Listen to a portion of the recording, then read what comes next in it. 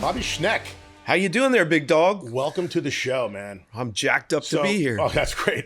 You know, I've been after you for a couple months, but you're one of those guys where you're constantly working, man. I mean, you got daytime gigs, you got nighttime gigs.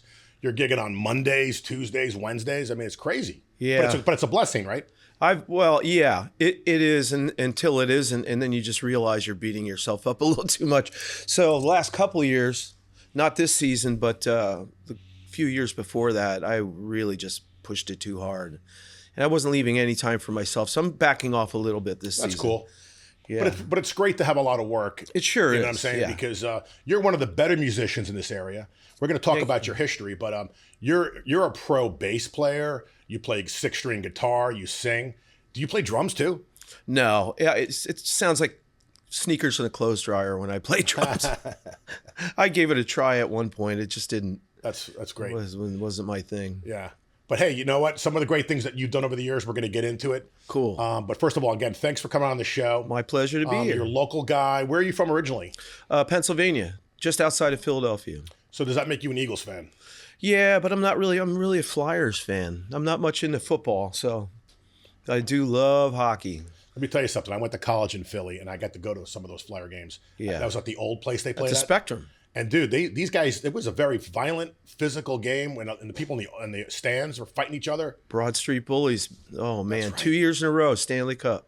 Those were the good days, Yeah, right? those were the good old days of hockey. At one point, somebody said back then they were the most physical team Absolutely. in the history of the NHL. Dave the Hammer Schultz. They would just beat the crap out of people. Yeah. It was over the top, I have to admit, at times. I've watched a lot of old videos of the Flyers back in the day. And my little brother, Kurt, he's 8 years younger to the day than me. And he's an even bigger Flyers fan than I am. And he used to send me all these videos of the Flyers. And we're just really passionate about that team. We love that. So how was the music scene growing up in Philly? I really don't know. And I'll tell you why. It's because when I was in high school, I went to high school in Springfield Township, Montgomery County. You know where that is? It's Is just that near Bucks County? No, it's Montgomery. It's just south of Bucks County. Gotcha. And there were kids that played music in my high school, but you never really saw bands around my neighborhood. The first time I ever saw an electric bass was actually at a swim club. They hired a band for 4th of July, and I was a little kid. How old do you think? Oh, this had to be, I don't know, 7 or 8. And this guy opened up this case. It was a Fender bass with the chrome covers. I couldn't believe it. I was like, what is that? I'd seen him in the Sears catalog. You could buy electric guitars on the Sears catalog. Yeah. And I just flipped out, and I just sat in front of that band the whole time they played. And that was it. I was hooked. And then I saw Creedence on TV, watching TV with my mom, and John Fogerty's playing this big hollow body Gibson guitar. I'm like, oh, that's killer. I have to figure, how does he do that? And it just kind of snowballs. And then I heard Terry Kath from Chicago on the radio, and he was instantly my favorite guitar player. No one talks about that guy. That guy was a legend, man. Ferocious. You know what I'm saying? But his name doesn't really come up in circles. He was Hendrix's guy. Hendrix was on TV. And they said to him, I think it was Jack Parr, said, well, what's it like being the greatest guitar player in the world? He's like, nah, that's not me, man. You got to go hear Terry Kath. But what happened is I didn't stay after high school. I went in the military because I didn't see really a future for myself there. And I didn't know what to do. And I knew I didn't want to go to college. I was done with school. But were you playing guitar in high school or no? Yeah. Okay. I didn't own an electric guitar. I had an acoustic guitar that we had been banging around the house. Were you able to figure out chords on your own, or were you instructed? Well, my dad played, and us as little kids, we would sit at his feet on Friday night. He'd have a couple beers and play a bunch of songs, and I would just watch his hands. And then he showed me this book. It was the Mel Bay Volume 1 chord book. And it had photographs of each chord with the guy's hand on the neck, which helped a lot. And, the chord diagrams. And I just went for it. I just started one chord at a time, and it took weeks of, bleeding from under the fingernails and just, oh, it hurts, but it just seemed like every couple of weeks, few weeks or so, I'd hit another plateau. And I go, oh, that's how that works. Ooh, 7 chord, nice, and what the different emotions were between major, minor, major 7, minor 7, diminished, augmented. It just creates like a mood. And after that, I was off and running. So you were basically self-taught. I mean, you just followed the manuals. Not exactly. And this is very important. When I was in high school, there were these 2 brothers, the Baker brothers.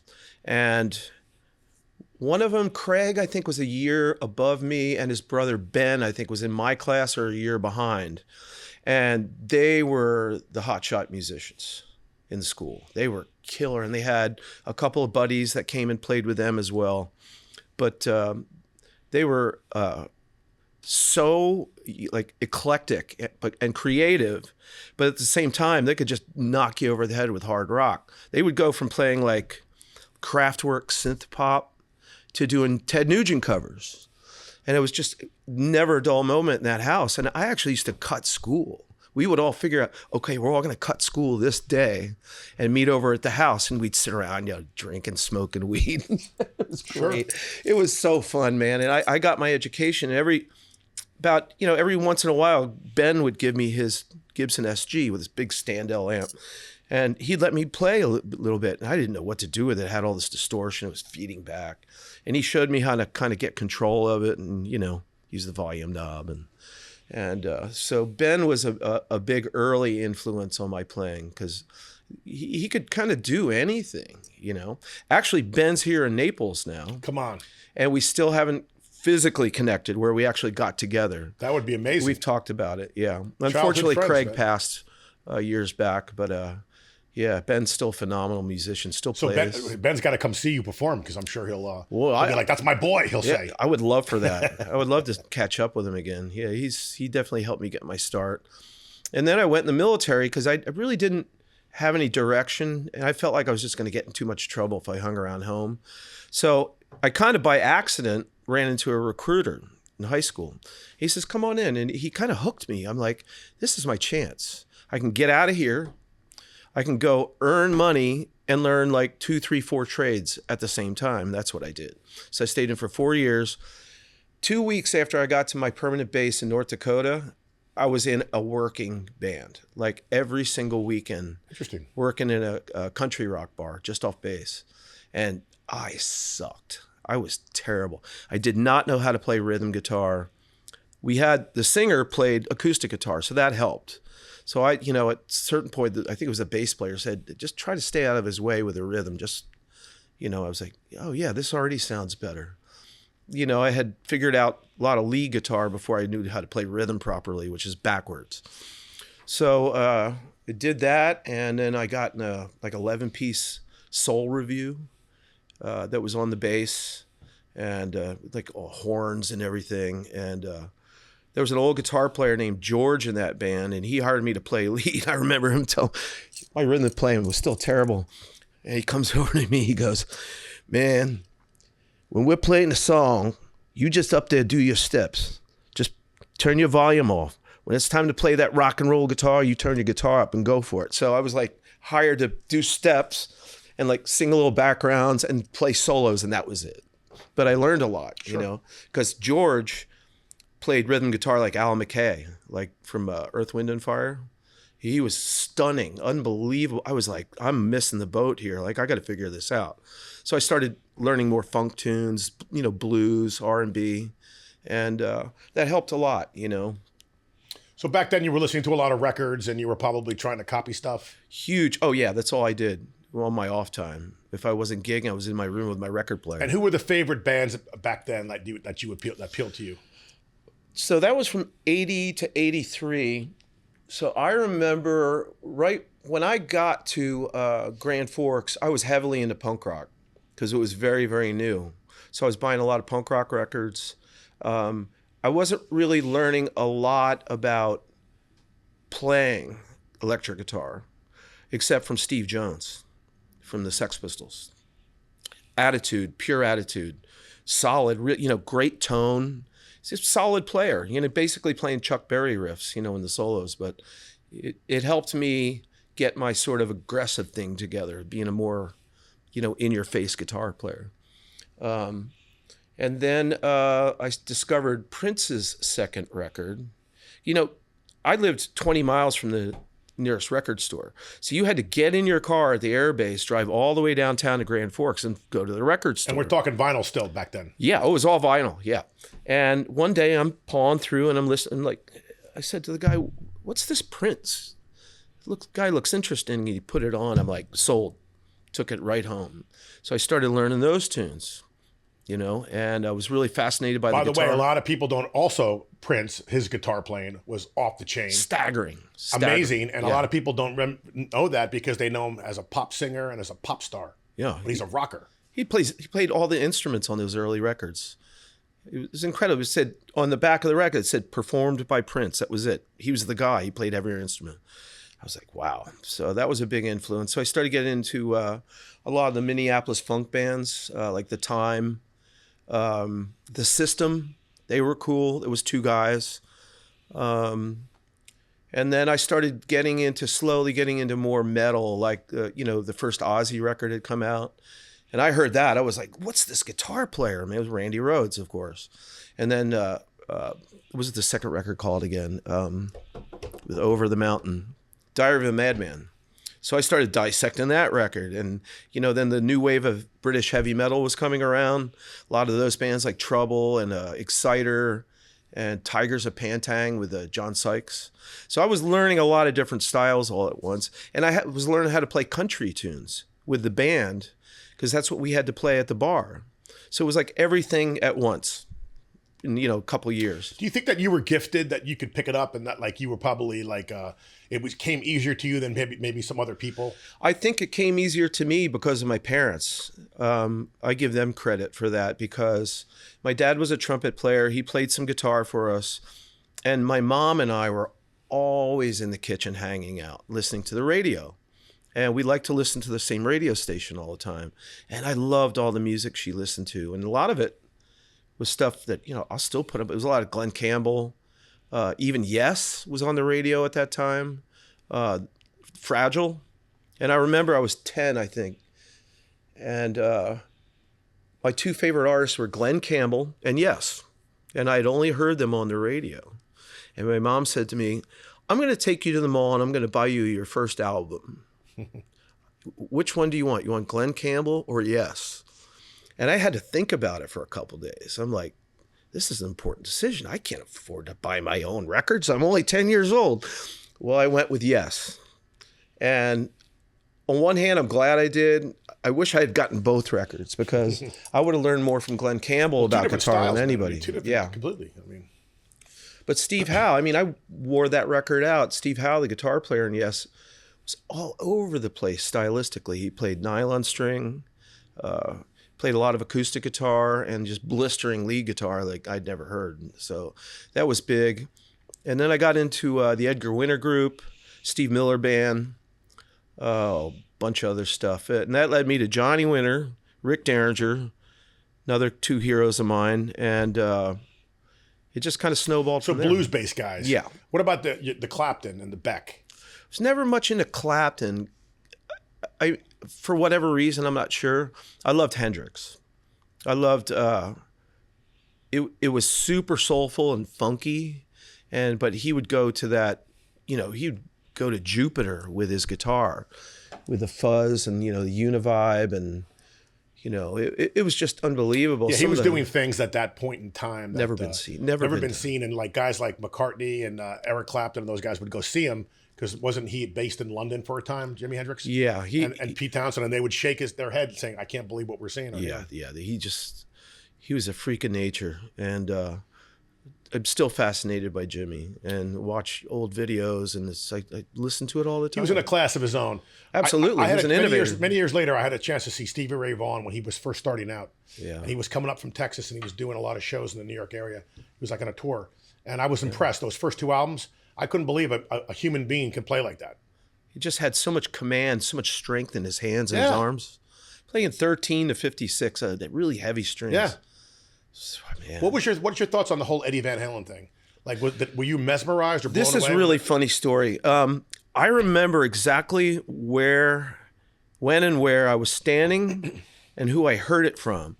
But there's this girl, we're still friends, that I went to school with, and we worked at a pizza place together, and she came down the hall in front of the lunchroom with one of these like industrial sized ghetto blasters, and it's blasting Van Halen. The old days, man. Yeah. And I was like, turn that off. That's terrible. Like all I was hearing was the voice. I grew up around great singers and, listening to great singers, jazz singers. And I just didn't get it. I was like, I don't like this. Yeah, okay. So anyway, everybody's like, Van Halen, Van Halen. I'm like, okay, well, maybe someday. So I just really wasn't getting into it. And then some friends and I went down to the Spectrum to go see Sabbath. Now, I think this was 78 or 79. I think it was late 78. I was a senior in high school, and Van Halen opened. And that was when I was like, now I get it. Because I was really able to pay attention to Eddie and that tone, and their stage show just blew me away. We left halfway through Sabbath. I mean, they were just in bad shape anyway. They weren't lucid in the least. So I started diving deep into Van Halen. I never really got into really playing much that style because I'm like, well, I'm going to sound like an idiot trying to copy this guy. Sure. So, it's so cool, man. He just kept evolving and evolving. He went through some rough times, but he was another one like Hendrix, an innovator. So what would you say your style of playing is? I mean, I know it's probably very diverse, like all the people you just mentioned, but I'm sure it's a blues-based, sound, right? It's kind of like, I don't know what you would call it. It's kind of like bluesy rock with heavy metal and punk rock. Okay. Sometimes my rhythm playing gets a little chaotic where it could be a little bit tighter. I try to play with great time, but I like when I see a rhythm guitar player and he's really just attacking it, and maybe it's a little, bumping into the walls and the straightaways a little bit, but I think that's exciting. I really like it. Well, typically down here in Florida, when you're playing mostly in front of tourists and you're doing mostly cover songs, usually you're the main guitar player. Like usually you'll be in a three-piece, right? It'll just be you playing rhythm and lead, right? Exactly, yeah. So at that point, you're doing a lot of covers, so you kind of have to keep it similar to what the record is, more or less.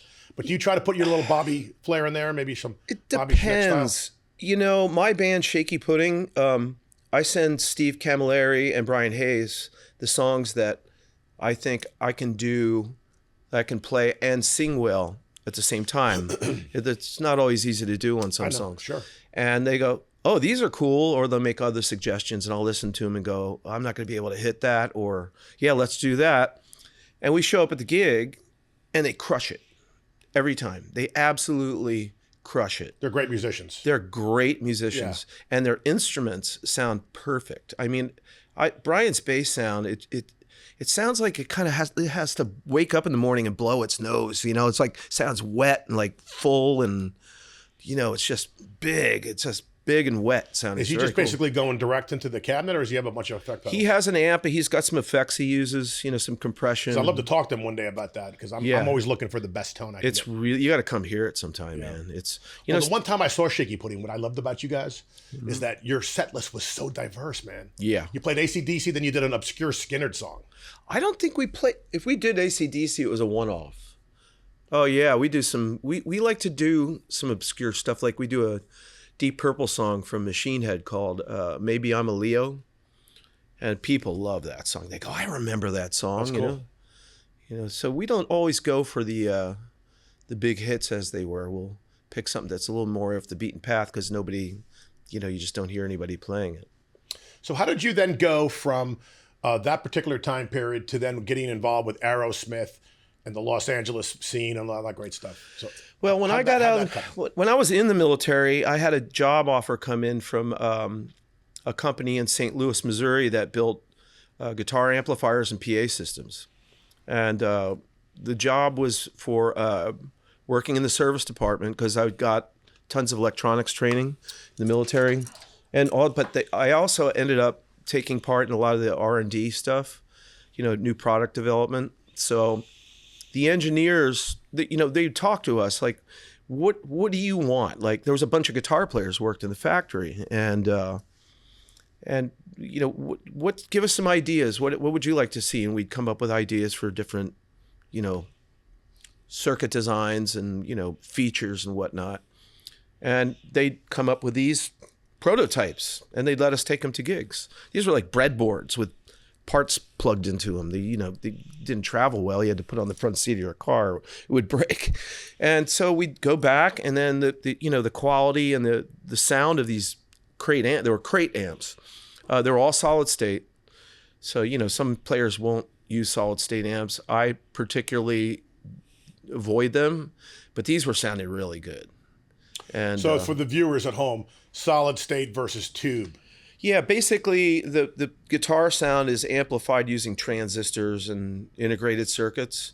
The amps that I love, and most of the big guitar players you hear now use vacuum tubes, which is a technology that was developed in, I think, in the 1930s or 40s. And it's actually much simpler. And for me, the less parts in an amplifier and the less knobs on the panel, the better it sounds. It's just about getting the sound of that electric guitar to that speaker with as few things in between it as possible. So really all you need is a couple transformers, 5, 6 tubes, and some resistors and caps, just all wired together, and you're off and running. Much easier to work on too. Yeah, good fun. Oh, I could gab all day about amplifiers. I've got so many amplifiers. That could be another show. We could have a show just about gear, right? I know, man. But the bass that you play on stage, that little blue bass, that shade of blue, it's beautiful, man. What is that thing? That's made by a newer company in Vienna, Austria called Byte, B-I-T-E.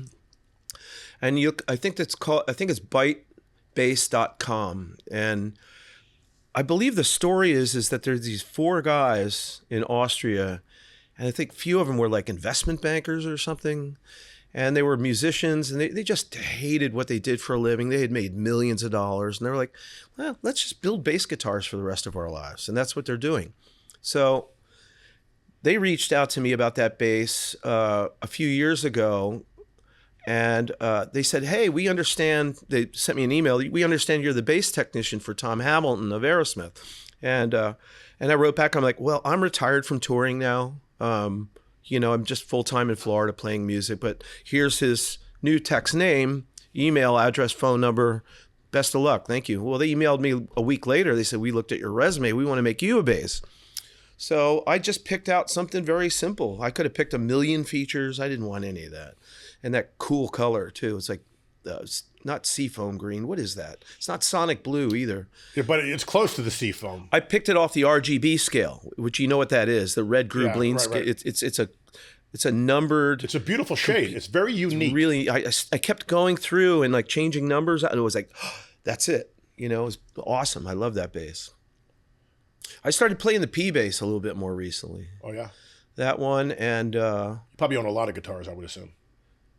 How many guitars would you say that you own right now? I don't even know, because I've got stuff spread out over because of the hurricanes and stuff. I've got 2 storage spaces, and they both have a lot of guitars and basses. Wow. So it's probably around 40 or something. It's not a whole lot. And the cool thing is that you've gotten a lot of free stuff, right, from the manufacturer. I have in the past. I had a couple of guitar endorsements in the 90s. I had an endorsement for 2 years with G&L Guitars, because I worked at the factory. Cool. And they loved my band. And then I moved over to Ibanez, and I played them for a few years, and but not like the whammy bar guitars. Right. It was the more retro looking, the Talman, like it was called. Not the Joe Gems, the Gem ones. No. Yeah, I mean, met that guy. I love those guitars, yeah. by the way. Stevie Vai used to play that stuff. Oh, yeah. Those guitars are fantastic. Yeah. They're very high quality. Yeah. And then I remember hearing about Bill Nash guitars. I remember playing one somewhere, and it was like it was a copy of a Fender, and there was like relict, distressed. I played the Strat. I was like, this is perfect. Like, it sounds so good. So not even plugged into an amp. I'm like, I got to get one of these. And then the Telecasters were the same way. And then at one day, at a certain point when I was in LA, where I'm kind of skipping around a lot. If you stop me if I start wandering, because I do that sometimes. But the Nash guitars, I came about those meeting Bill in LA, at Anaheim actually, at the Honda Center, because I was working for Tom Morello in LA at the time. I was his tech when he was in L.A. And my buddy, Aaron Mikalski, another great guitar tech, he called me on the phone. He goes, hey, what are you doing next? No, what was it, Wednesday or something? I go, nothing. What's going on? He goes, well, I'm coming to Anaheim with Springsteen. He was Little Steven's guitar tech. I said, oh, great. He's like, why don't you come down during the day and hang out, you know? So I did, you know, I made plans to do that. And then Tom called me the day before the show. He goes, hey, what are you doing tomorrow? I'm like, oh, crap. I'm thinking to myself, he wants me to work. I go, well, I'm supposed to go to Springsteen. He goes, perfect. Pick me up at my house at noon. I need a ride down there. He's going to take a couple guitars and his amp. He was sitting with Bruce that night. Well, I found out when I got there, Bill Nash was heading into the venue with 8 Strats for the band to look at. I was like, perfect. I get to meet this guy. So I meet Bill. He brings in 8 Strats, and Bruce and Steven go through all of them. They bought all 8 guitars. Wow. And I found out later that I had been raving. I didn't remember this, but I was telling Aaron a couple years before how much I loved Nash. And he mentioned them to Steven and Bruce. They set up to meet with Bill. So that's how I met Bill. And Bill was like thanking me profusely for helping him. You know, he bought 8 guitars.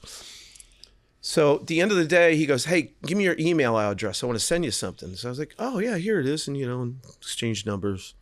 And I was like, oh, he's going to send me a T-shirt or something. A week later, this big box shows up at my house. Brand new Telecaster he made me. Sweet. Yeah, just gifted. Just for you. So when I got the Slash gig in 2009, I started playing his Telecasters. He hooked me up with some Tellies for that tour. So let's talk about you as a tech. First of all, how did you get those gigs? And what was your daily job? I mean, let's let people know at home. What it was by accident. I don't know if a lot of people know about this band, but in the mid-2000s, I had been playing a lot at this club in Studio City, California, called the Baked Potato. It's a famous jazz club. And Tuesday nights was, it was crazy. It was called Teddy Zigzag's Flying Cocktail Hour. It was a big jam, basically. And like the China Club used to do in the old days. Yeah, very similar to the John China Club. There. Yeah. That was fantastic. Yeah, that place was crazy. One of my idols. Well, Slash was in the process of getting. He would come and play with everybody. So now we're talking Slash when he was outside of Guns N' Roses. He was doing his own thing. He was kind of. I remember earlier that year. This was '96. There had been some buzz that there were a lot of difficulties. Well, one day he just walked out. He walked out. He quit. And what would happen on Tuesday nights a lot of the time is the club would shut down at 1 o'clock, but some of the musicians would hang at the bar, and the owner would lock the door. And we'd keep drinking and just hanging out. And Slash said to me and Teddy and Johnny Blackout, and who else was in there? Oh, what was the rest of the band? Anyway, there were 6 of, Bill Holloman, sax player for Danny Gatton. He says, I got a solo gig in Budapest. I don't have a band. Do you guys want to do it? Like, sure. Yeah, let's go. So we rehearsed twice in North Hollywood. Flew to Budapest, rehearsed once there, and played a 90-minute show. So you were playing rhythm with rhythm and lead guitar with Slash. Two guitars. 2 guitars. I was playing rhythm and lead in that band because he was so sick of Guns N' Roses and the drama. He just wanted to be a guy in a band with his buddies, you know. And you talk about the easiest guy in the world to work with. You know, he just really was. He was really nice. So anyway, we were, to go back to your original question. While we were in rehearsals, they had hired a guitar tech for me and the bass player, Johnny. Well, he was a great guy, really nice guy, but he was kind of like a string changer. And, you know, I'm great with a soldering iron now. So I'm changing. I'd stay after rehearsal with Slash's tech at the time, Adam Day. And Adam was like, why don't you just go home? And I'm like, man, I like doing this stuff. You know, we got all this space and I don't have the space at home to work, you know. And he says, you ever think about doing what I do? And I'm like, no, not really. I mean, you know, I knew he was a great tech. I didn't know if I could do that. He says, dude, this is easy. He goes, he says, most techs don't even do what you're doing right now. You know, they have to hand it off to a luthier. So he goes, I'll tell you what, I know a couple producers in town, and they're always asking me to work on recording sessions, and I never have time because he was on retainer with Slash. He had to be, on call every day. Slash's main guy. Yes. Adam Day. And what a wonderful guy, too. And so he hooked me up with this record producer named Jerry Finn, who had worked a lot with Green Day and done a lot of punk bands. And it was for a record by this band called Super Drag. And the session was at Sound City in Van Nuys, a very famous studio. Yeah, because Dave Grohl did a nice documentary about that. I'll never forget. First day I walked through I looked at the records on the wall. I'm like, oh, man, I'm in it now. Yeah, the albums that were made there are incredible. And the guitar players in the band were sweethearts, man. They were really nice. And the bass player, too, I was taking care of him. And, I'm here for you guys. You let me know what you need, like changing strings, cleaning stuff up, do little mods on the guitars, change pickups. And they seemed to like it. And Jerry really liked me a lot. And he says, I got to introduce you to Rob Cavallo. Rob Cavallo at the time was over at Warner. He was just starting Hollywood Records. But he was basically one of the bigwigs at Warner Brothers Records. But he was also a producer. Great guitar player. Funny as hell. Great guy. So Rob hired, the first thing I ever worked with Rob on, and it was the first time I ever met him, was at Record One in Sherman Oaks, which was only 2 blocks from where I was living at the time. That's another huge studio. And I walk in, I meet Rob and Ken Allardyce, Alan Sanderson, the assistant engineer. And it's for the Goo Goo Dolls song Iris, which was the biggest song on FM radio for like 2 years in a row. Sure. And that's when I met the Goo Goo Dolls for the first time. So that went really well. So Rob kept calling me. I kept working on sessions with Rob, like almost exclusively for like 3 years. But I would get jobs from other producers too. I worked for, quite a bit for Rick Rubin.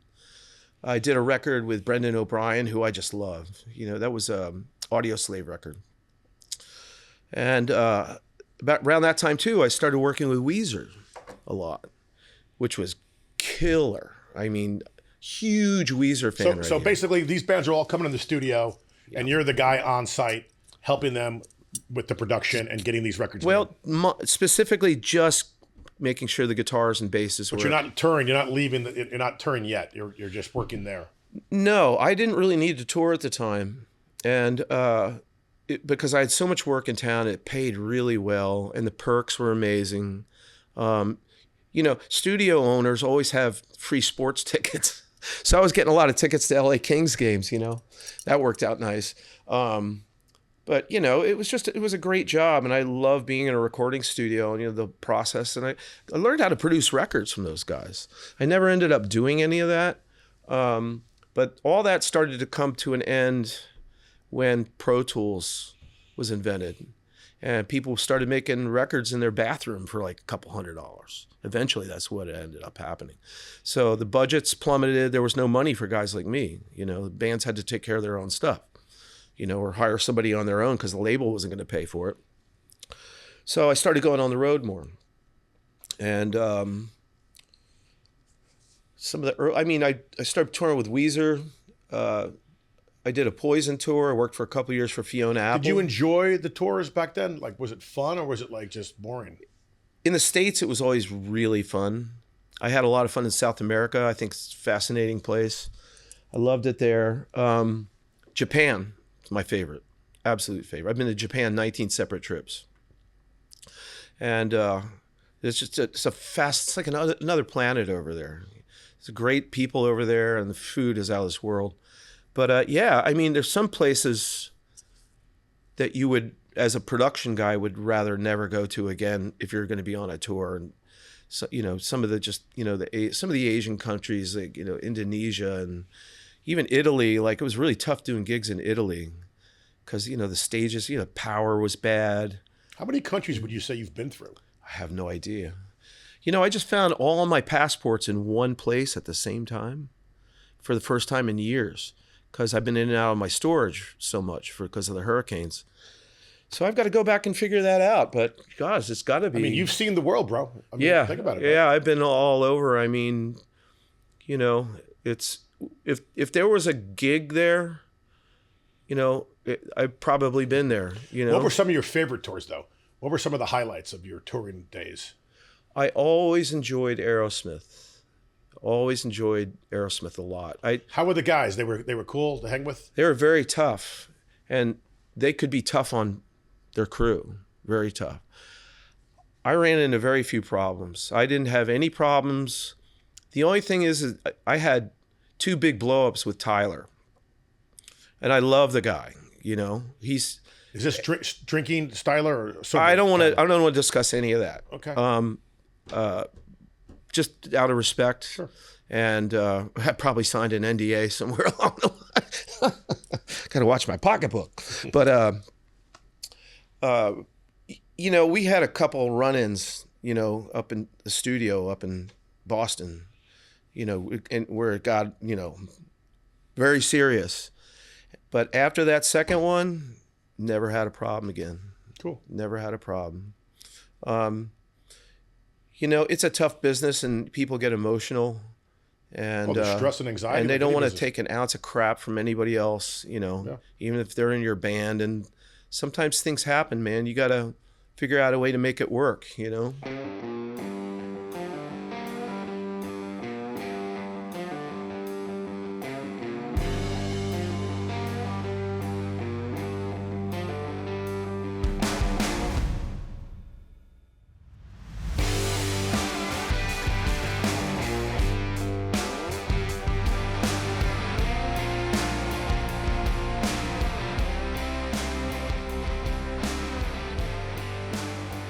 Now, you actually played on stage with Aerosmith too, so tell us about that. The story about that is I got hired to tech for Whitford. I had been a vested employee with Weezer for 5 years before that, and I left that gig with profit sharing to work for Aerosmith for 3 weeks because I wanted to be with that band so bad. I thought, well, after this, because I was just covering 3 weeks for Greg Howard, who was Brad Whitford's tech. I thought maybe I can make an impression. Maybe they'll like me and they'll call me back if they need somebody. Well, I'll be damned. They sure did. Would you say that you were in demand back then? Like, were you good enough that people? I was getting a lot of phone calls. Yeah, the phone was ringing all the time. Okay. I was turning down work. That's cool. Yeah, it was a good time, you know. Yeah, I mean, the thing with playing with them, yeah. It's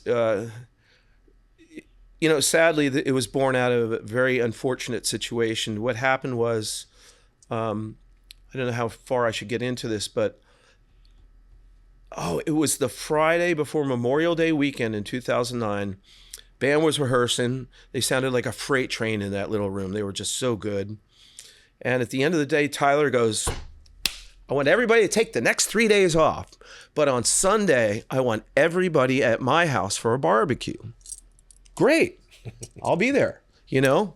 And so, and that day was also, we're all big auto racing fans. It was the Indy 500 and the Coca-Cola 600. It was on TV, so he had it on the big screen in the house.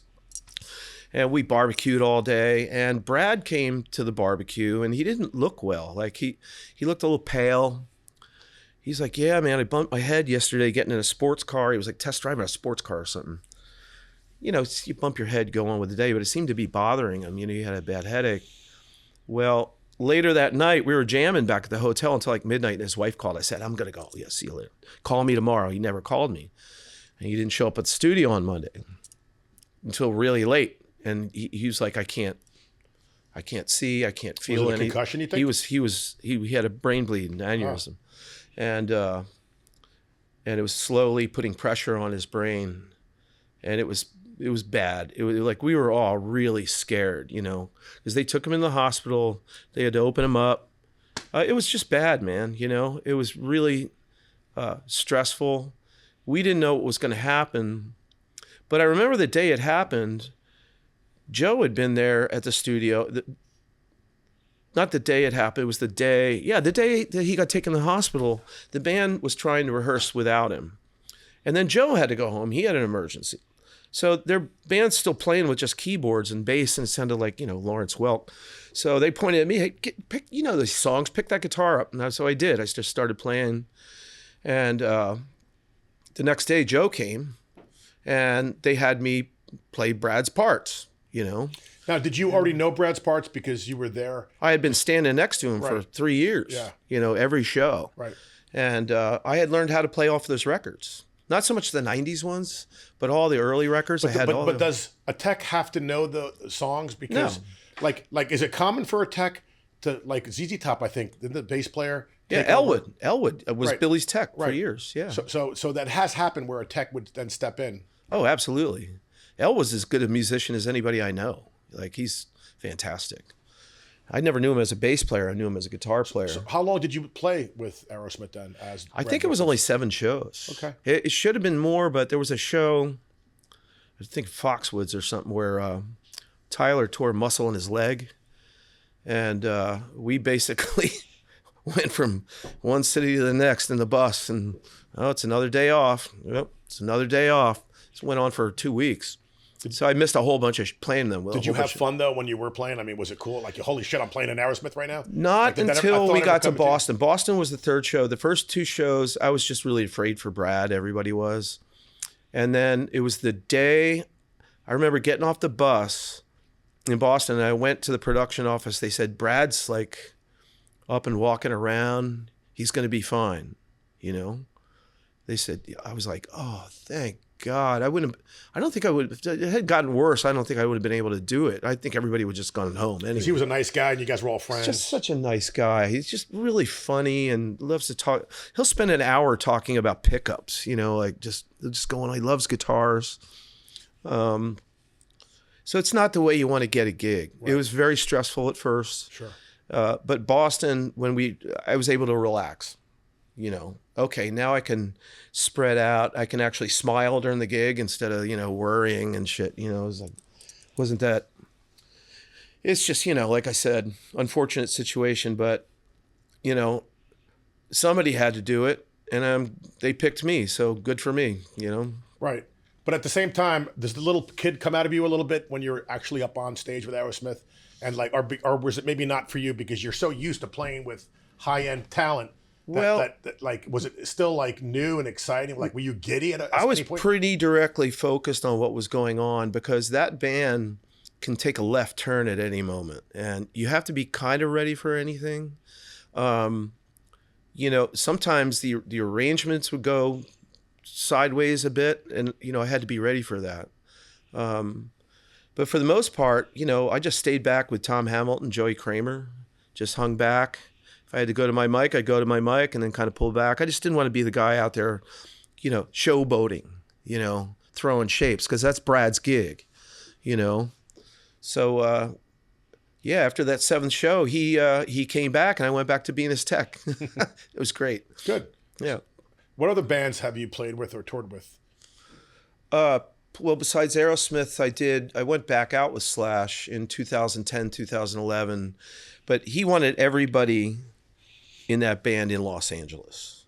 And one of the guys I think was in Vegas. That was close enough. He could drive in a few hours. And I wasn't willing to move back to LA. I was living in Missouri. I wanted to be closer to my family because that's where my family was based at the time. And I'm like, I'm not moving back there, man. I can't do it. It's too expensive. I just don't like that state, LA was fun in the 80s and 90s, but then I started to not like it. I lived there for 1 year in 1990. Yeah. So what got you to Florida? Kind of funny story, funny, not funny in a way. I knew that I had, like my kids were grown and out on their own. And I knew I wanted to move somewhere where there was more of a music scene. St. Louis has a music scene, but the gigs are all really far apart for the most part. And there really aren't that many great gigs up there, So everybody's telling me about Florida. Man, you should go to Florida. You can play 9 days a week if you want. I'm like, so I started kind of driving around on tour breaks. I'd drive down here. And I remember going to Key West, and after a couple of days, I'm like, nah, this isn't for me. And I went to Jensen Beach, and there wasn't really much happening there. And I remember I went to Fort Myers Beach at the recommendation of somebody. Brian Howe used to live there. Yes. And who I played with in 2012. And I went there and I rented an Airbnb on the beach. And after about 4 days, I'm like, this isn't it either. I'm just not feeling it. And I was getting ready to go home on my last day. And Gabe Strange calls my phone. you know Gabe. He's from St. Louis. He's a drummer down here. Yeah, you guys play together once in a while. Yeah. He's an old buddy of mine from. He actually helped my son get his start on the road. But Gabe calls me, goes, "Hey man, why didn't you tell me you're in Florida?" I go, "Why would I? You're in St. Louis." He goes, "No, I live on Siesta Key." Like, Siesta Key, what's that? Like, I think I heard of that place. He goes, "Well, you're going to find out tomorrow because you're coming here." I said, "Well, man, I kind of wanted to get home and get ready to go on the next tour leg." He's like, "No, it's too late. You're already booked at Siesta Key Oyster Bar with me." I went, "Dude, really?" He goes, "Yeah, come on. You can stay at my place." So I drove into Siesta Key, and I was like... What year was this, you think? This was 2018, January, February? Something right in there, yeah. So about 6, 7, 8 years ago? 7, 8 years? 6.5. Yeah. And I pulled into the parking lot, and I got out. Wow, this place feels cool. You know, there's people everywhere. I can hear music at Daiquiri Deck. I hear music from the hub. I hear music over here. Like, okay, well, let's check this out. So Gabe and I start doing our little duo. And while we're doing that, somebody from Gilligan's runs across the street, goes, "We had a cancellation. Can you guys play till 10? Like, yeah. So we dragged all the equipment across the street, you know, right across the crosswalk there, set up and played till 10. And I made a nice chunk of money that day. He's like, "Dude, I'm telling you, this is it. You got to come here." I'm like, he goes, "Stay a couple days." So I did. And he had another job. He had like a day job of some kind. So the next day, we were staying at Clark Road and Lockwood Ridge. Sure. And the next day I drove across the bridge. I went to the village. I parked and I see this guy playing in the hub, playing great acoustic blues and singing great voice. And I'm walking around a little while later, and this guy walks up to me. The guy had been playing. He goes, "Hey, you're a player. I can tell." And it was Mike Tozier. You know Mike? I don't. Mike Tozier is a wonderful musician, a great singer, great guitar player. And he took his whole break to give me putting all this information. He's like, "Call this guy, call this guy, call this place, take the phone numbers down." And he hooked me up, like, didn't even know me. I couldn't believe it. That's a brotherhood right there. Yeah, it is. It is. And I just kept meeting people. And a lot of people down there on Siesta Key in Sarasota, here in Sarasota, knew about me through my son, because my son used to come here a lot when he was with the Devin Allman Band years ago. So they would come out down here and hang. They'd go to Spirit Ranch when it was open out there.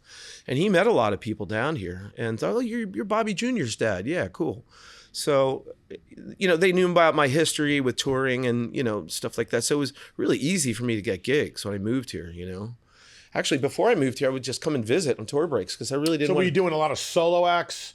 Were you doing duos and trios? Like what was your I was modus operandi? only playing. I was either only playing electric or acoustic guitar or playing bass. I didn't sing at that time. I wasn't a singer. I, you know, do little backgrounds here and there, but I just didn't know if I could actually do that. You know, I'd never really tried it. I'd tried it at a few, you know, ragtag bar gigs in St. Louis, you know, after I had a couple dozen beers, you know. Yeah, I'll sing, you know. And then you hear somebody made a video of it and you just go, "I want to kill myself." But what happened is when we had the shutdown, when everything's, you know, I was out of a job because touring was shut down. Sure. Indefinitely. And, you know, money's flying out the door because, you know, I'm paying Siesta Key rent and nothing's coming in. And I noticed that when every place was opening up again, the only acts they were booking were solos because they didn't want people standing too close to each other, you know. And I was asking everybody, "How long is this going to go on?" They said, "Well, probably for a long time." So I thought, well, I got to do something here. So I went back to my house and I got my acoustic guitar out and I just came up with 4 hours of music that I thought were pretty reasonable for me to pull off. And I just started doing it. You know, you can't do it in your house by yourself, and you got to do it in front of the customers if you're going to get anywhere.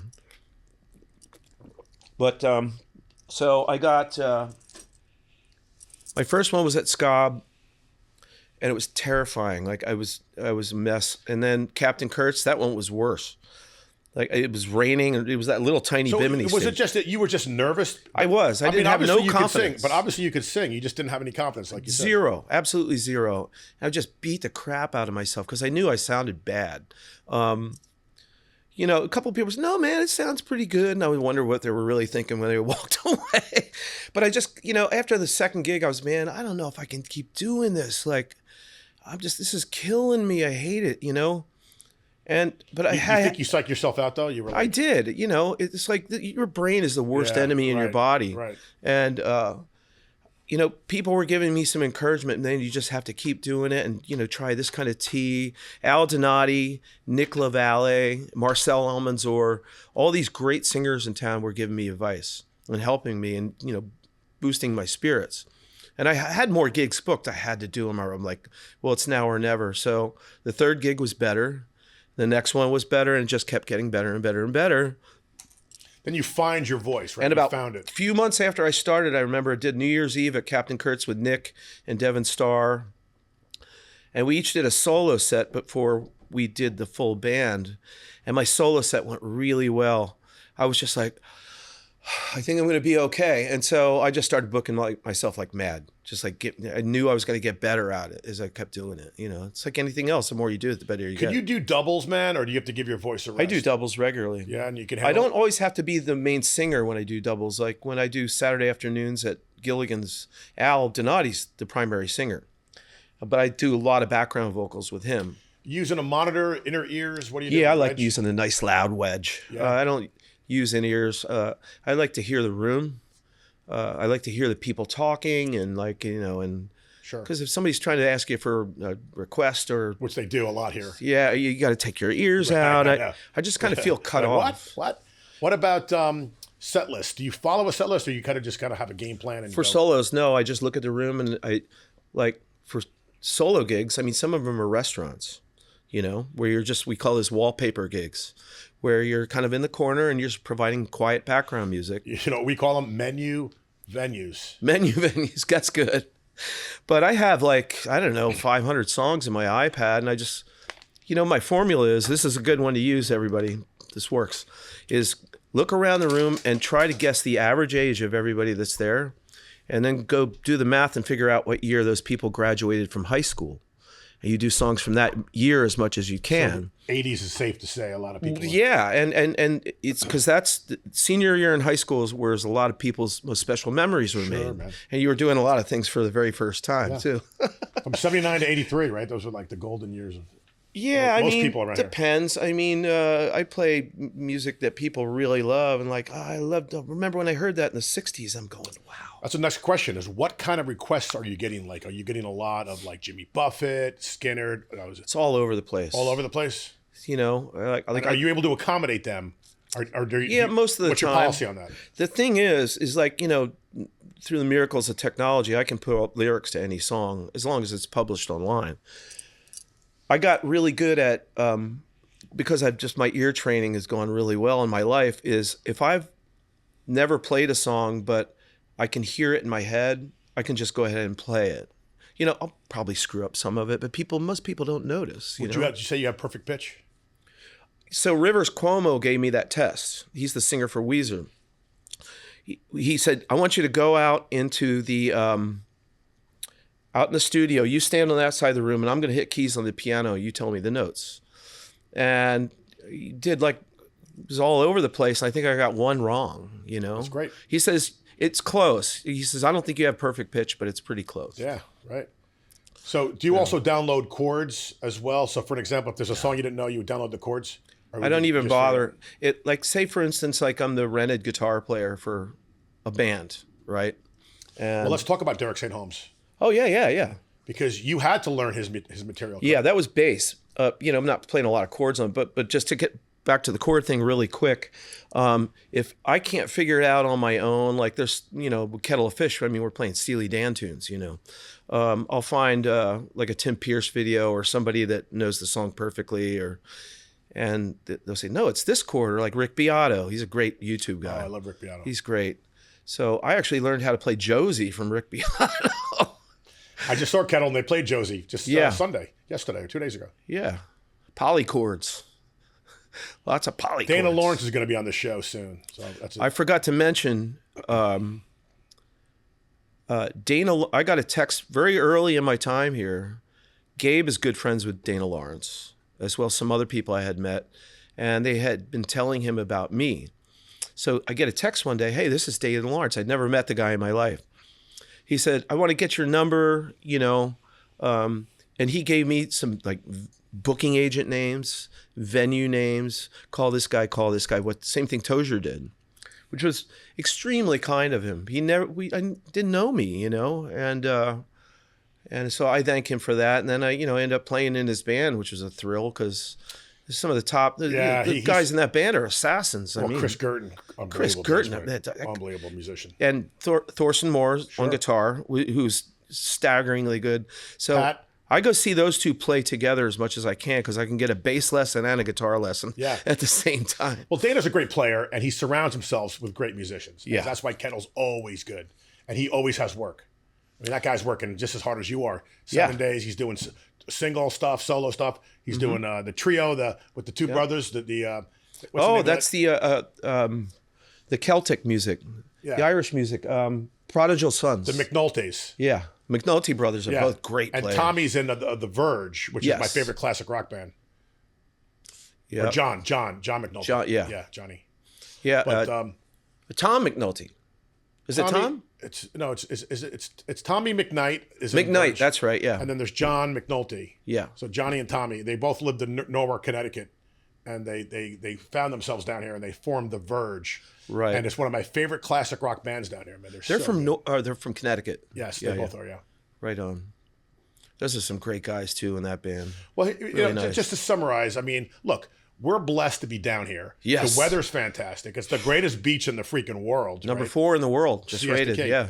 And like you said, there's a brotherhood down here. There's a lot of really nice people that want to help each other. It's very, very, everybody lifts each other up. And when somebody falls down, everybody jumps in to help them back up again. You and I have a mutual friend, Julia Brown. Of course, Julia Brown. Julia Brown She's was one of my best friends on this show. Yes. She was in my band for a while, Jacked Up. Her and I are friends. She just recently special guest starred with us at a seafood festival. Nice. And we hadn't played with her in a while. We did a 90-minute set down in Punta Gorda a few months ago, and she killed it. Oh, yeah. She killed it. It was one of the best shows we ever had. She's a beautiful human being, too. Yeah. She was the one, I got 3 feet of water in my apartment. So, I had to go somewhere. I'm sorry to hear that. And she was the one that took this old wet dog in for months. I just actually moved. I'm still moving into a new apartment on Siesta Key. Yeah, I thought it was going to be maybe 2 months and I'd be back in my apartment again, and it just went nowhere. Yeah. Permits, don't get me started on that. Are you back in Siesta Key now? Yeah. Great. You must love it living there, huh? I love it so much. The sunsets and all that great stuff. It's just great. I mean, the market, Morton's is right up the street, and the beach is right over there, and I can ride my little Schwinn bike around, go bar hopping and, go get some dinner on my bicycle. I don't have to drive anywhere. It's nice. So if people want to come see you perform, like what's the best way that they can reach out to you, that they can see your schedule? Facebook. I post my schedule. What I'll do at the beginning of every week, I'll post my weekly schedule, and then I'll do dailies as well. But usually it's Monday. Today I did it on Tuesday because I'm just so busy with this moving stuff and gigs, and got a couple really big shows this week, and where I'm playing bass, and it's with Michael Hund from Buffalo. Yes. So we're doing the everything. I'm going to that Buffalo party. Yes, I'll see you there. Night. Yeah, I'll be there. Yep. And Steve's going to be there. Steve's from Buffalo. Camilleri. Yeah. Yep, he sure is. Wow. 22N's going to play there too. They're friends of mine.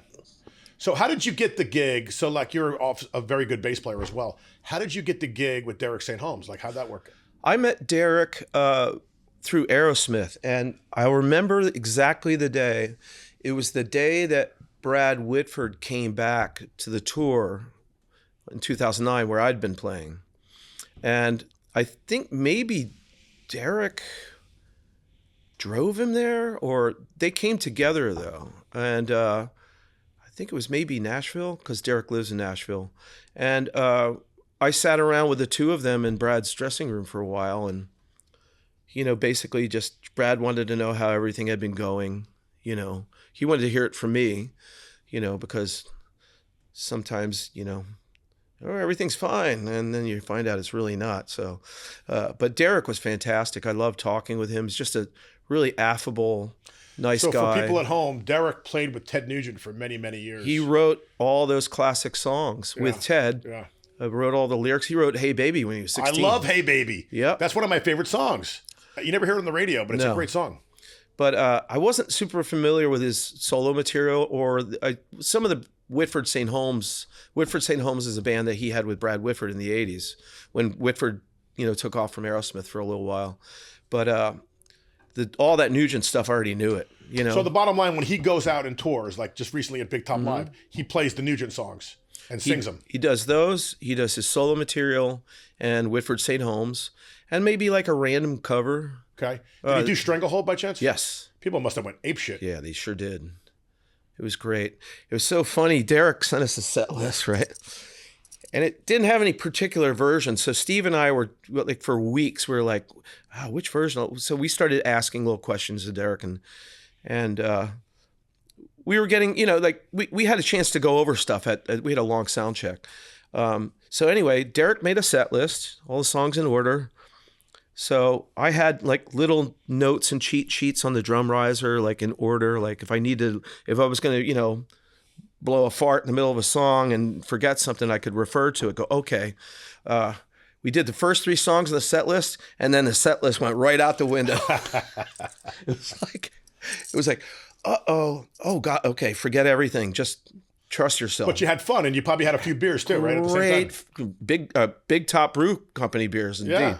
Yeah. So that's rock and roll, man. It was great, that's rock man. and roll right there. I mean, we banged up some fenders in the corners, but people loved it. We got a big fat sound, and actually 22N sound guy ran sound. That's the best sound guy I've heard in Sarasota. Well, was it a woman named Ray? No, it wasn't Ray. I love Ray. Yeah, Ray's great. Ray's awesome. Yeah. It was a guy, and I can't remember his name, but he brought Greg? the system in. Yeah, Greg. Oh no, it's his main guy, James Madden. No, it wasn't Madden. It was what was his name again? Anyway. Yeah, no, David Lay knows what he's doing. The guy has a wonderful production company, and the sound is phenomenal. This guy, we started having conversations because it was really loud, but it didn't hurt. And we started talking about running sound and the science behind it. And I found out we were both fans of Dave Natal, who was the Stones sound man. Ran sound for Tina Turner for years, Van Halen, all the bigs. And Dave has a particular way that he uses equalization on the main mix. He never boost anything on an equalizer. What he did was he'd find things that hurt the human ear and he'd pull them out, certain frequencies. Like that annoying snare in your your ear. It's always the same frequencies. So he figured out a system where he got a certain curve that's really radical looking too. It looks crazy. It's all over the place. But you do that, you can turn it up as loud as humanly possible, and people aren't running for the door. They love it, And that sound man, same thing. He's like, that's exactly. Had you dialed in? Yeah, So what are your thoughts on some of these bands that are touring with no more original members? They're just cover band. Are you cool with that? Or is that like you're like I have complex feelings about it, to say the least. It's tough. Even one original member, I don't want to name names. I toured with one of those bands I was filling in for another guitar tech. We did like a cruise, and we did some gigs in Florida. This is years ago. And I kind of didn't dig it, man, kind of just didn't like it. I think what happens is the fans are still buying the tickets, so therefore there's a manager somewhere or a bean counter saying you have to go out on the road, and even though it's not what it is, there's enough money to support that. Yeah, I think if it has the blessings of the original members, if they're still alive and the legacy is sitting in their laps, if they give that blessing and say, I want you to go do this, then I think it's pretty cool. That's cool. Who just recently did that was Robert Fripp from King Crimson. There had never been King Crimson shows without Robert Fripp in the band, the main guitar player. It's his baby. And what happened is the opportunity came to tour again, and with the lineup from The Discipline, and 3 of her Perfect Pair records, which was original. That drummer was Bill Bruford. He's not in it. It's they have Danny Carey from Tool. They have Tony Levin on bass and Ian Ballou on guitar and vocals from that era as well. So Robert replaced himself with Steve Vai. Now you talk about a staggering guitar player. That's one of my all-time favorites. He's crazy good. He's so good. And not only that, is I could just listen to him talk about life a lot and, you know, what's going to make playing music great for you. You know, it's just a lot of philosophical things that he says, you know, that they always connect with me. And I just really like that guy. What do you do outside of music? Like, what are some of your hobbies and interests here in Southwest Florida? I love to play poker. Tournaments are really fun, but I rarely have the time to sit all day in a poker room and play tournaments. Have you been up to the Tampa Hard Rock? No, I have not. That's they built a new huge poker room. That's what I heard. Yeah, I heard it's very good. Magnificent. Playing poker in Florida used to kind of suck because they would put $100 buy-in cap. I don't want to get too far into poker. It's a music show. And, you know, it was like all in every hand. But I like play it One-Eye Jacks out here is fun and little home games. What do you suppose you would do if you weren't a musician? What would you be doing with yourself? I had no backup plan, man. I had no backup plan. You're a skilled technician. Would you say that you're an electrician in a sense that you understand? Electronics is like a muscle. If you don't use it all the time, it atrophies. It shrinks up and goes away. Now, I know how to find clean power usually in a building. You know, guitar circuits are fun to work on, but incredibly time consuming. So I used to do tech work when I moved down here, but then I just started playing all the time. And honestly, to be sitting at a workbench all day and night, you know, doing that, it just drives me nuts after a while. I understand that. So I stopped doing it, you know. I mean, I have enough work to do on my own gear because, you know, the air down here just eats everything alive, you know. Do you remember how bad Red Tide was and how all of us musicians were getting sick? Oh, yeah. I'm getting sore throats and I'm getting this red eye, like irritation thing going on in my nose. Yeah. Remember that? That was horrible. And we had to perform during that time. Yeah. I remember at Captain Kurt's, I was doing a solo gig and Greg Loxley came to sing with me. And I'll never forget it. The wind was blowing in from the west. And, you know, your backs are to the west. And we both opened our mouths to sing something in harmony together. And it was like getting pepper sprayed. It was gross. And we just... Like you want to vomit. You do, yeah. We had to stop. I mean... It was horrible. It was tough. Well, you play at some of my favorite places to eat. Like, for an example, Captain Kurt's has the best chowder. Am I right? Hands down, Captain Kurt's. It's magic, that chowder. And you know what? They're a great family with great employees, too. Yeah. You know? And I like to go to the Hub and eat at the Hub. Yeah. Love Scob. Who doesn't love to go to Scob? Scob, great food. The problem with Scob is that every time I want to go there, it's always so crowded, man. It's like bumper to bumper. It's a tough place to go watch a band because you have to get a table, you know. If I can get a seat at the bar, at the outside bar by the street, I'm happy as a clam. I love Stottlemeyer's. I think the food there is delicious. Yes. We get to play there jacked up once in a while. We talked about this. The Paragon Seafood Festivals, absolutely love those. We're getting ready to go back out and do a couple of those because they're still going on. Twisted Fork, have you had a chance to play there? Yes, I played there a couple times. Yeah. That place is awesome. That's so cool. We opened for Completely Unchained.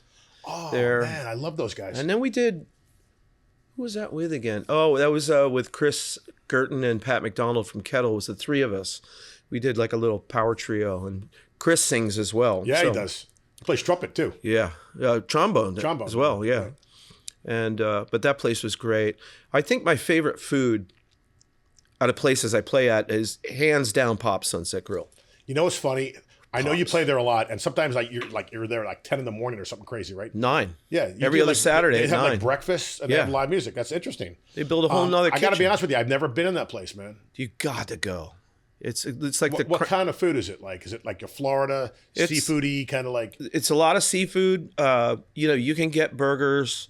It's just very, very high quality. It's all great quality food, and you know, you can get these really cool salads that are very different with like, you know, some salmon in them, or you know, their tacos are fantastic. It's just my favorite food to eat, you know. You've basically played at every single venue around here, whether it was a solo act, a full band. Like, for an example, we used to be in a band that played the Gator Club. My band Jacked Up this Saturday night. We're going to be there. Right on. We don't mind the late hours. You know, it's tough on some people because we get a great response from the crowd, and we had people there at 2:00 in the morning screaming one more. Yeah. So it's fun, but at the same time, it is tough. It's a late gig because then you got to get up Sunday. Yeah. And you're basically shot on Sunday. Well, you know, I think we were doing Fridays once a month. And it would always fall on a Friday where I had a 9 a.m. gig at Pops. Good So luck with that, right? I would just get out of there as quick as I could and go home and drink a bunch of water. And try to get a few hours sleep and then go to Pops and, you know, do my gig until noon, you know, and then go home, take a nap, and then do it all over again that same night. What's your policy on having a few drinks? You like to have a couple drinks before? I like during light the beer. Show? Do you like to drink after the show? Like what? When I sit down to start the gig, I've got a light beer right there. I just sip it. I just do one per hour. You know, just a little sip. It just tastes good. It cuts through the crap that builds up, you know. I don't have a problem with it. I don't have a problem with anybody that doesn't either. It's you know, it's to me, my thing about it is I don't care what you do, you know, if you're going to be in a band with me, just do your gig, man, and be cool, you know, just be a nice person. Don't mess up. Right. You know, don't be falling down. And, you know, it's like, I've seen people that I know do that a few times here, and they're pretty much always given a second chance, and they straightened up and they got it under control. It can happen to anybody. I mean, I went through a period where I was like hitting it too hard. I was having so much fun. And, you know, people are bringing you beer and, you know. Shots. I used to drink Jack Daniels before shows and during shows. And I learned the hard way. Yeah. I don't drink anymore when I'm performing because in the old days, like you, I was having so much fun. Yeah. And I'm like, oh, I'll do a free shot. Next thing you know, you're by the third set, you're like barely be able to perform. Yeah, this last bout of Red Tide we've been having, I had somebody said, you know, my throat was just full of gunk, and it was just, somebody said, you should have a shot of Grandma. And I'm like, what the heck is that? It was Grand Marnier. It's just like liqueur. It's really sweet, but it has this cut to it. And I sipped a little bit of it. I was like, this works. It helped a lot, but man, you don't want to have to lean on that, you know, to get through your gig, you know? Well, Bobby, in our closing moments here, is anybody you want to give a shout out to? Anyone you want to thank? Specifically, first of all, is all the musicians that helped me since I came here. It sounds and like gave me a break did, yeah. and hired me and put up with my rough, you know, the booking agents, you know. So many people gave me a break here. I can't name them. We'd be here for a whole nother interview. Is it your goal to return the favor and help other people? Like I try to do that as much as I can. Yeah, a lot of times, you know, if somebody gets sick or they get cancer or they get in an accident, what I'll do is I'll help others organize a charity benefit to help them. So you know, a gig like that where you're maybe running 2 stages and you got 12 acts, you have to have a stage manager. You have to have somebody doing sound. So I'll be that guy, and I've got a lot of gear. So I'll just rent a truck for the day, bring everything, you know, the kitchen sink. Storage lockers full of stuff, huh? Yeah, just get it all in, set it up, you know, so that, you know, we usually do like at Pops, we've done a few there, and there's 2 stages there. So I'll stagger the start times, you know, one start at 12, the other start at 12:30, 1 hour sets. So when the 12 o'clock starts, okay, you're up and running. Sounds great. Then I run up and get set change done on the other one and basically just run back and forth all day. We did one for Pat McDonald's wife, Jennifer, recently at Stottlemeyer's. It's a huge event. I think I had 8 bands that I called up and put together, you know, scheduled them and everything. And, you know, brought some PA, brought some backline gear, and we got a drum set donated for the day, and big charity auction, and raised a lot of money to help her. Man. Yeah. Well, Bobby, listen, man, thanks for coming in the show. Kurt, thanks so much, man. And, this has been a very interesting interview. It's been just such a great talk. At one point, I forgot there were cameras in there. Anyway, so Bobby Schneck is the name on Facebook. On Facebook, yes. That people can go and hear you and see you and do all those wonderful signs you're going to put up in schedules and whatnot. Yes. Where are you going to be this weekend? This weekend is, I may want to make sure I don't get this wrong. So Friday night, I'm at Captain Kurt's with a band called Classic Rock All Stars. It's who's in that band? Michael Hund from Buffalo. We're doing the festival with. So that band, we're going to be. I'm assuming Steve Camilleri on Steve's drums. I'm on bass. Saturday, I am at I'm gonna have to go to that, man. Gilligan's Island 1 to 5 with Al Donati and Al Donati singing, playing guitar. Steve Apostoli on drums, and then that night go to Big Top with Classic Rock All Stars again. And so that's a double. Do you have at least Sunday off? That's going to be tricky. No, I don't have Sunday. You know, we are in season right now, and March is a magical month here. I play Tommy Bahama's Marlin Bar in Lakewood Ranch. Oh yeah, I heard about that place. 12 p.m. to 4 p.m. I think it's new, right? It's new. It's really cool. Yeah. I love that gig. Like I said, it's a restaurant gig, wallpaper gig. Yeah. Staff is killer. The food's killer. People are really generous. You know. Do you notice that this time of the year, the tip jar swells because there's more money people down here? Yeah. You know what I'm saying? Absolutely. Yeah, I see that too with my band. People bitch about, oh, there's too many people down here, traffic. I go, that's my money, man. Bring it. Bring more, you know? We love it. You know, you can make a decent living down here playing music. You know, could potentially make more in tips than you're going to get paid for the actual gig. It's happened a number of times. Yeah. Man, like some days I do triples, you know, do the breakfast gig, afternoon, then at night. And those are good days. You're just walking home with a sack of money. Not really. Let's see. Oh, tonight I'm playing the Marlin Bar. Tomorrow. You have a gig after this, don't you? Yeah, at the Marlin Bar, over in Lakewood Ranch off University. I'm going to see you Wednesday at the annual Taste of Buffalo, or Everything Buffalo it's called. Everything Buffalo. Which is a wonderful event. I go every year. I've never been. Well, it's incredible because if you're from Buffalo, all your favorite foods and snacks and treats are going to be there. Like he gets all the hot dogs and all the pizza. Everything's like beef on weck, all that stuff. And then he brings in musicians from Buffalo. Yep, Michael specifically. And there's also a band, someone said, like a full band that's coming down. They're a real fun party band. They're going to play. And then locally, they're going to have my friends, 22N, will play as well. Yep. So it should make for a great day. It's going to be great. Great night. Well, Bobby, thank you, man. Kurt, thanks so much, man. We'll see you. All right. We're going to hang out Wednesday. Please. All right. Cool. Sounds good. Thanks. Take care, everybody.